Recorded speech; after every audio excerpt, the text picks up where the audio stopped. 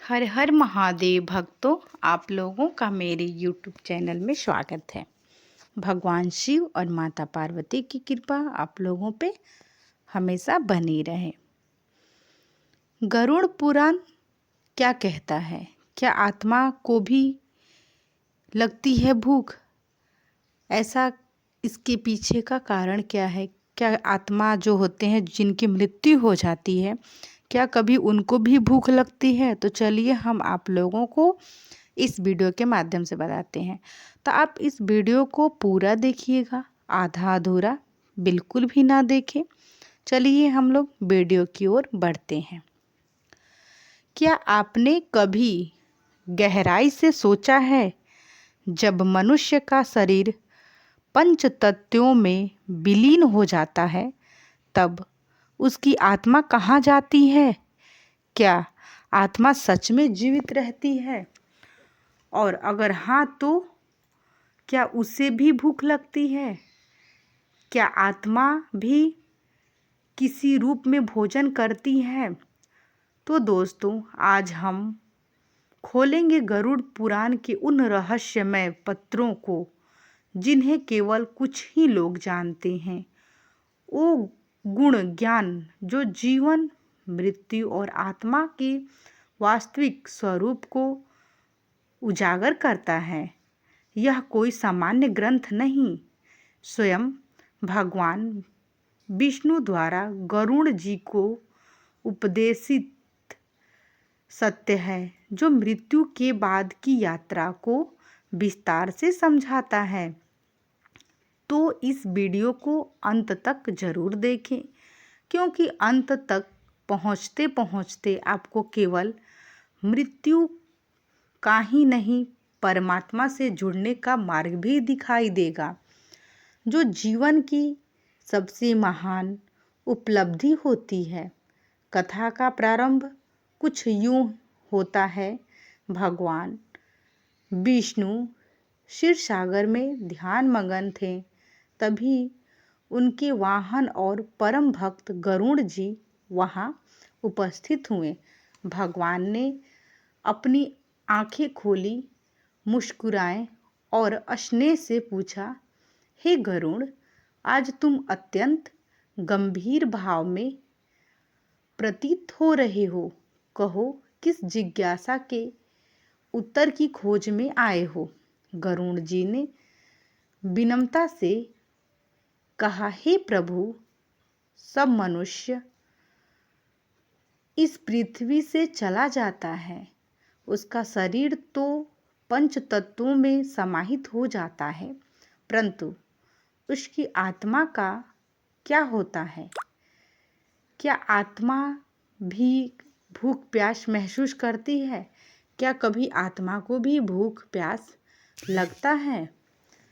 क्या मृतक को भी भोजन की आवश्यकता होती है? और यदि हाँ तो हम जीवित लोग उसे कैसे अर्पित कर सकते हैं? दोस्तों, बस यहीं से आरंभ होता है गरुड़ पुराण का वह महान संवाद, जिसमें भगवान विष्णु आत्मा की भूख, पिंडदान की महिमा और मृत्यु के बाद की अदृश्य यात्रा का वर्णन करते हैं। फिर गरुड़ जी ने भगवान विष्णु को प्रणाम किया और बोले, हे प्रभु, आप तो अंतर्यामी हैं, सब जानते हैं। इस संसार में भला आपसे क्या छिपा है? पर हे भगवान, कई दिनों से एक प्रश्न को लेकर मेरा मन व्याकुल है। कृपया करके आप मेरे इस प्रश्न का उत्तर देकर मुझे संतुष्ट करें। भक्तों, फिर भगवान विष्णु बोले, हे गरुड़ देव, तुम्हारे मन में जो भी प्रश्न है तुम निसंकोच होकर पूछो, मैं अवश्य ही उसका निवारण करूँगा। फिर गरुड़ देव बोले, हे भगवान, क्या यह सत्य है कि आत्मा को मृत्यु के बाद भी भोजन की आवश्यकता होती है? क्या आत्मा भी भोजन करती है? और यदि हाँ तो क्या खाती है?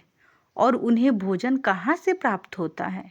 भक्तों, फिर भगवान विष्णु मंद मुस्कान के साथ बोले, हे गरुड़, आपने बहुत ही उचित प्रश्न किया है, जो संपूर्ण संसार के लिए कल्याणकारी है।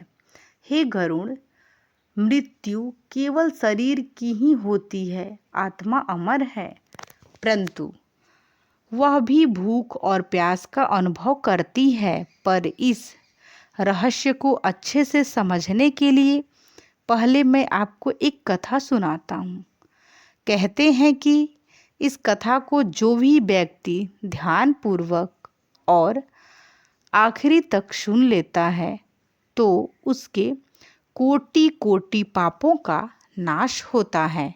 भक्तों, इस कथा का आरंभ करने से पहले मैं आपको यह बता देती हूँ कि कृपया करके आप इस वीडियो को लाइक करके कमेंट में जय श्री हरि विष्णु अवश्य लिखें या फिर हर हर महादेव अवश्य लिखिएगा।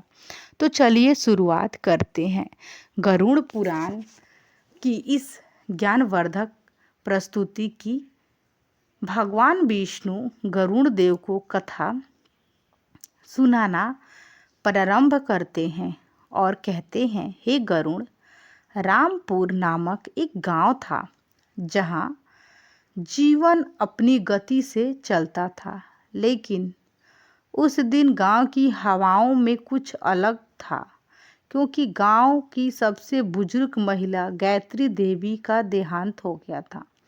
वे धार्मिक, संयम और श्रद्धालु महिला थी। उनकी वृद्ध देह वर्षों की सेवा और साधना का प्रतीक बन चुकी थी, परंतु उस दिन उनके प्राण निकलते ही कुछ ऐसा घटा जिसने उनके परिवार और विशेष रूप से उनके बेटे मोहन की जिंदगी बदल गई।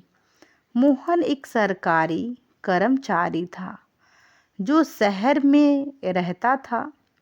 सूचना मिलने के बाद वह गांव लौट तो आया, लेकिन माँ का अंतिम संस्कार पहले ही हो चुका था। वह बोला, अब क्या ही कर सकते हैं, माँ को मोक्ष मिल गया होगा। गांव वालों ने समझाया, बेटा, पिंडदान और तर्पण अभी भी बाकी है। आत्मा को भूख प्यास लगती है। जब तक पिंडदान नहीं किया जाता है वह शांति नहीं पाती है। मोहन मुस्कुराया और बोला, यह सब अंधविश्वास है। आत्मा को खाना नहीं चाहिए। रात का तीसरा पहर था। मोहन अपनी माँ के कमरे में ही सो गया था, गहरी नींद में था, जब उसे एक सपना आया। पर यह सपना नहीं था, कोई चेतावनी थी। कमरे में अंधेरा छाया हुआ था, लेकिन उस अंधेरे में एक धुंधली आकृति उभरी। माँ की आवाज़ आई, बेटा। यह सुनकर मोहन चौंक पड़ा। माँ उसने देखा। माँ खड़ी थी, पर उनका चेहरा पीला था, आंखें गहराई में डूबी हुई और शरीर पर वही पुराना साड़ी का कपड़ा था। माँ बोली, मुझे भूख लगी है। मोहन कांप उठा। आपको भूख? लेकिन आप तो।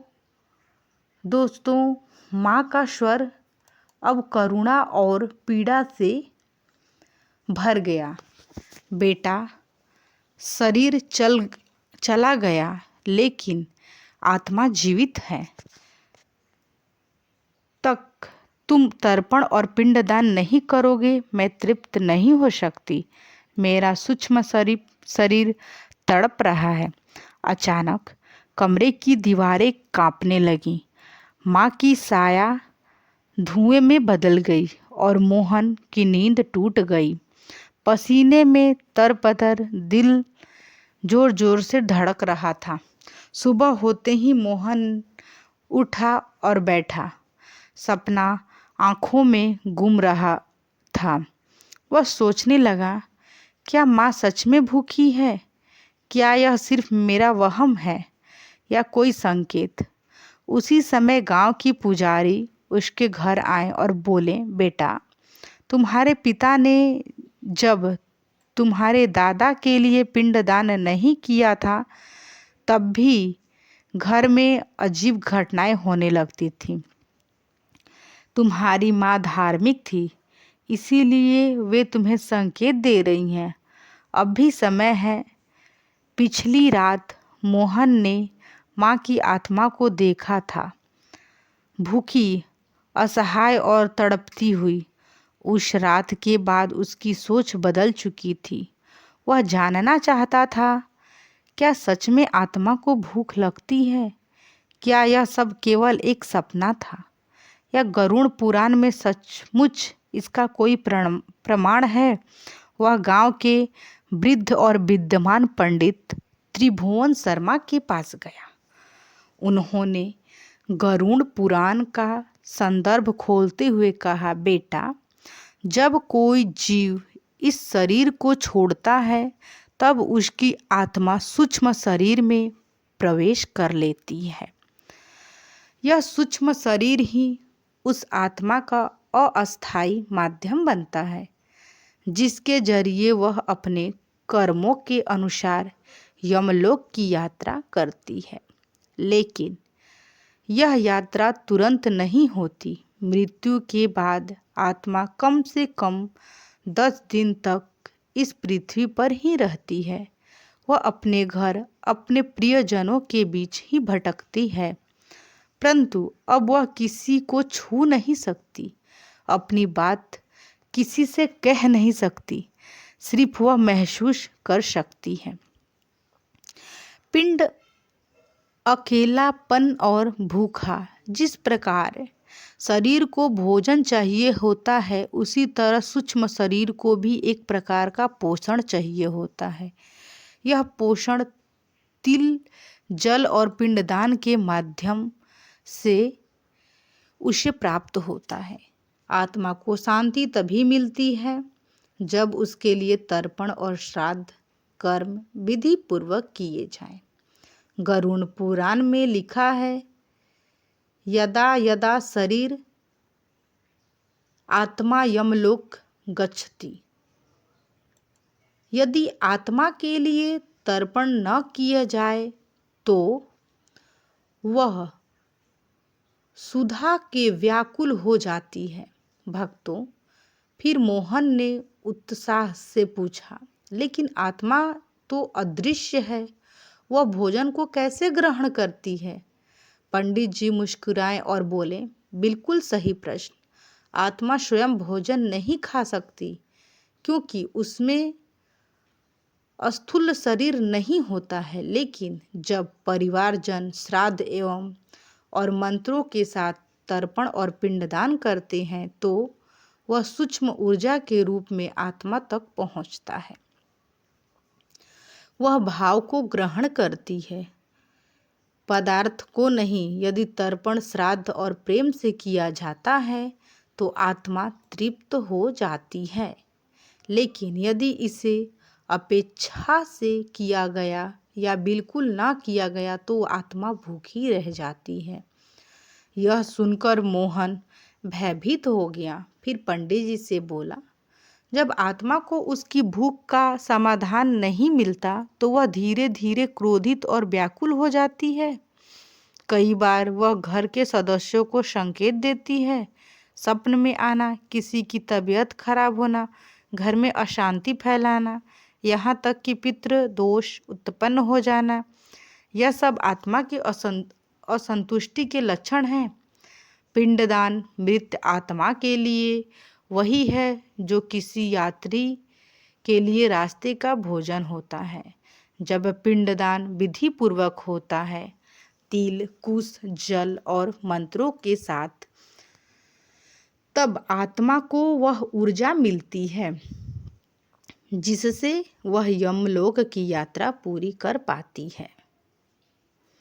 बिना पिंडदान के आत्मा भटकती है और कई बार प्रेत बन जाती है। 10वें, एकादश, द्वादश दिन किए गए कर्म आत्मा के लिए भोजन और विश्राम का कार्य करते हैं। फिर 1 वर्ष तक प्रति माह श्राद्ध और पितृपक्ष में तर्पण या सब मिलकर आत्मा को मोक्ष की दिशा में भेजते हैं। अब मोहन मौन था, लेकिन उसका हृदय संकल्प से भरा चुका था। वह बोला, मैं माँ के लिए विधि पूर्वक पिंडदान करूँगा। उन्हें भूख नहीं लगनी चाहिए। यह मेरा पुत्र धर्म है। मोहन अब आत्मा की भूख और उसकी पीड़ा को समझ चुका था। माँ की तड़पती छाया, पंडित त्रिलोचन के शब्द और गरुड़ पुराण की शिक्षाएं, सब कुछ अब उसे एक ही दिशा में ले जा रही थी। लेकिन अब उसके सामने प्रश्न था, पिंडदान कैसे किया जाए, क्यों किया जाए और इसके पीछे का रहस्य क्या है। पिंडदान क्या है भक्तों?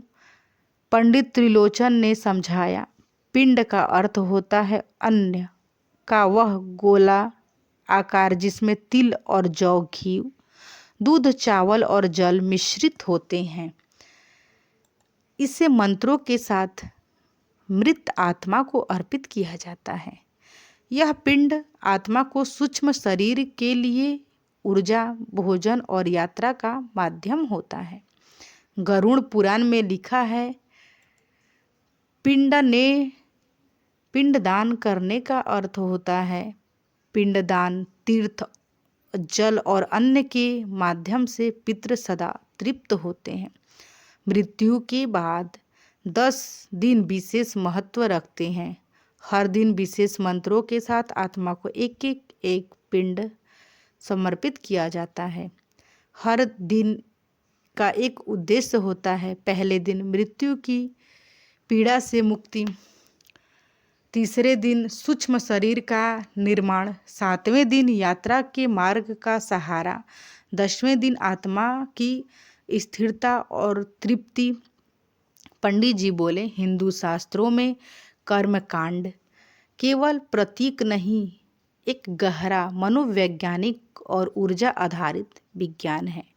पिंडदान में प्रयुक्त तिल नकारात्मक ऊर्जा को शुद्ध करता है। जल भावनाओं का माध्यम बनता है। जब परिवारजन प्रेम, श्राद्ध और स्मरण से पिंड देते हैं तो उस ऊर्जा को आत्मा ग्रहण करती है, जिससे वह या तो मुक्त होती है या अगले जन्म की ओर अग्रसर होती है। भक्तों, पिंडदान क्यों अनिवार्य है? तो हम आपको बता दें कि यदि पिंडदान नहीं किया गया तो आत्मा भूखी रह जाती है, वह भटकती रहती है। प्रेत या असमाधान रूप से परिवार पर पितृदोष उत्पन्न हो सकता है। व्यक्ति आध्यात्मिक दृष्टि से आगे नहीं बढ़ पाता है। गरुड़ पुराण में चेतावनी दी गई है, जो पिंडदान नहीं करता है वह पापी कहलाता है और उसे कभी सुख की प्राप्ति नहीं होती है। भक्तों, अब मोहन ने निश्चय किया कि वह अपने माँ के लिए संपूर्ण विधि से पिंडदान करेगा। गांव के सभी ब्राह्मणों को बुलाया गया। घर के आंगन में कुश का आसन बिछाया गया। तिल और जौ से बनी पिंड अर्पित की गई। हर मंत्र के साथ मोहन की आंखें नम थी। अंतिम मंत्र के समय हवा की गति थम गई। एक शांति का अनुभव हुआ, जैसे कोई अधूरा संदेश पूरा हो गया और मोहन को माँ की मुस्कान की छाया दिखाई दी। अब वह भूखी नहीं थी, शांत थी और धीरे धीरे धुएं में विलीन हो गई। मोहन ने विधि पूर्वक पिंडदान किया था। माँ की आत्मा को एक क्षण के लिए शांति मिली, दिखाई दी, लेकिन पंडित त्रिलोचन के चेहरे पर अभी भी चिंता की रेखाएं थीं। मोहन ने पूछा, क्या अब माँ को शांति मिल गई? पंडित जी बोले, पिंडदान तो प्रथम चरण है पुत्र, लेकिन तर्पण और श्राद्ध कर्म यदि न किए जाएं तो आत्मा पुनः पीड़ा से घिर सकती है और कभी कभी प्रेत बन जाती है। यह सुनकर मोहन स्तंभ रह गया। प्रेत, क्या मेरी माँ भटक भी सकती है? पंडित जी ने गरुड़ पुराण का रहस्य खोला। गरुड़ पुराण में बताया गया है कि जब आत्मा को उचित पिंडदान, तर्पण, श्राद्ध और यम के नाम की क्रियाएं नहीं मिलती हैं, तब वह आत्मा स्थूल जगत के प्रति असक्त हो जाती हैं। वह इस संसार को छोड़ नहीं पाती हैं, क्योंकि भूख, मोह, परिवार की चिंता और अधूरी इच्छाएं उसे बांध लेती हैं। तब वह आत्मा पिशाच, प्रेत या भूत जैसे योनि में प्रवेश कर सकती है। जो व्यक्ति पाप कर्मों के साथ मरता है और जिसे तर्पण नहीं मिलता है, वह प्रेत योनि को प्राप्त करता है और बंधन में फंसा रहता है। प्रेत योनि कोई अस्थाई नरक नहीं, बल्कि एक बीज की दशा है, जहाँ आत्मा ना तो मृत होती है ना जीवित। वह हर समय अशांति में रहती है, किसी माध्यम से संवाद करना चाहती है। फिर मोहन ने घबरा कर पूछा, मैंने तो माँ का पिंडदान कर दिया, फिर भी वह ऐसा क्यों भटकती रहेंगी? पंडित जी बोले, यदि पिंडदान के बाद श्राद्ध और वर्षीकरण तर्पण ना किया जाए तो आत्मा को पुण्य शांति नहीं मिलती है, वह अधूरी रह जाती है। जैसे किसी भूखे को केवल पानी मिल जाए लेकिन अन्न नहीं मिलती, तो यह अधूरी तृप्ति कभी कभी प्रेत बन जाती है। मोहन ने माँ की आत्मा की शांति के लिए पिंडदान, तर्पण और पितृदोष से मुक्ति का संकल्प लिया, परंतु उसके मन में एक अंतिम प्रश्न अभी भी शेष था। क्या आत्मा वास्तव में भोजन करती है? अगर हाँ, तो कैसे? इस प्रश्न को लेकर वह पुण्य पहुंचा ऋषि पुरोहित त्रिलोचन के पास पुनः, जो गरुड़ पुराण के ज्ञाता थे। अब आरंभ होता है उस प्रश्न का उत्तर जो मृत्यु के परे है। भक्तों, भगवान विष्णु गरुड़ जी से कहते हैं, शरीर छूट जाने पर भी आत्मा भोजन की इच्छा नहीं छोड़ती। आत्मा एक सूक्ष्म शरीर में विचरण करती है, जिसे लिंग शरीर कहा गया है। यह शरीर भौतिक भोजन तो नहीं कर सकता, परंतु ऊर्जा रूप में अन्न, श्राद्ध और भावन को ग्रहण करता है। आत्मा को कब और कैसे भोजन मिलता है, तो हम आपको बता दें कि आत्मा को भोजन पहुंचता है इन विशेष कर्मों से। पहला है पिंडदान। पिंड यानी चावल, तिल, घी, यदि मृतक की आत्मा को ऊर्जा रूप में पोषण प्रदान करता है। श्राद्ध से किया गया पिंडदान आत्मा के सूक्ष्म शरीर को भोजन के समान ही तृप्त करता है। दूसरा है तर्पण। तर्पण में जल, तिल और मंत्रों के साथ पितरों को अर्पण किया जाता है। इससे आत्मा को शांति एवं तृप्ति होने की ऊर्जा तरंगे प्राप्त होती हैं। और तीसरा है श्राद्ध भोज। ब्राह्मणों को श्राद्ध से भोजन कराने से आत्मा को प्रतीकात्मक रूप से अन्न की प्राप्ति होती है। यह भोजन आत्मा के लिए मानसिक संतोष और पुण्य ऊर्जा बन जाता है। गरुड़ पुराण के अनुसार जब किसी व्यक्ति की मृत्यु होती है तो आत्मा शरीर को छोड़ देती है। जैसे ही आत्मा शरीर से अलग होती है, वैसे ही यमदूत आते हैं और आत्मा को शरीर से बिछड़ना बहुत ही कष्टदायक होता है। जब आत्मा शरीर से अलग होती है तो वह बहुत ही दुखी होती है। वह बार बार अपने शरीर के पास जाती है और सोचती है कि यह मेरा शरीर है, मुझे इसमें वापस जाना है, लेकिन ऐसा नहीं हो पाता है। आत्मा अपने शरीर से बिछड़ने के बाद अपने घर, अपने परिवार के पास जाती है, पर कोई उसे देख नहीं सकता है। वह रोती है, चिल्लाती है, अपने परिवार वालों से बातें करना चाहती है, परंतु कोई उसकी बातों को सुन नहीं सकता। वह बातें उनसे करने की कोशिश करती है, लेकिन कोई उसकी बात नहीं सुन पाता है।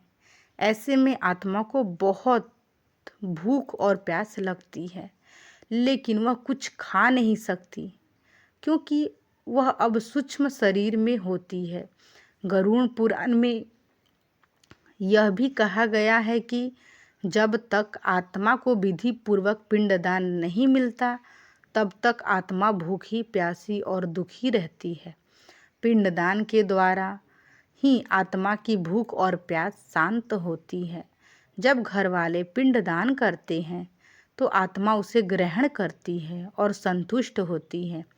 इसीलिए गरुड़ पुराण में पिंडदान को अत्यंत आवश्यक बताया गया है। पिंडदान के बिना आत्मा को शांति नहीं मिलती है। वह इधर उधर भटकती रहती है। उसे ना तो जल मिलता है, ना ही अन्य।